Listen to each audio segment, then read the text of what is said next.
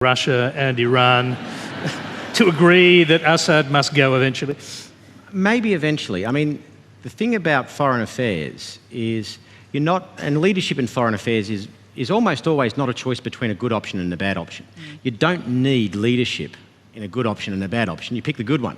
What we see in Syria, as we saw in Iraq, because there are debates on both sides, Nick, about would Iraq have been better with Saddam Hussein in place still butchering hundreds of thousands of people? You know, there are arguments on both sides. And what we've got in Syria now is a balance of bad options.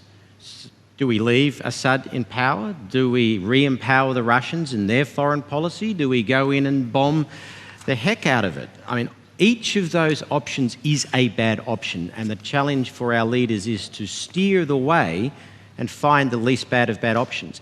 When I said earlier, Tony, that if you're going to do it properly, I didn't mean just militarily. I meant the whole spectrum.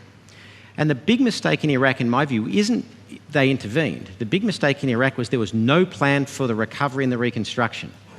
And the data is clear. If you don't get economic growth in a failed and fragile state, it will descend back into conflict every time.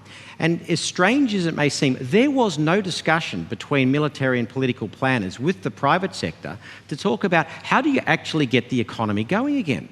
How do you actually give back to communities something they will lose, i.e. jobs and economic prosperity, if they go back to war? So if we were to do something in Syria and we were to do it properly in my view means reconstruction, recovery, understanding the communities, know how to build civil societies back in countries post-conflict, none of those things were done in Iraq. Christopher Pyne, I'll bring you in.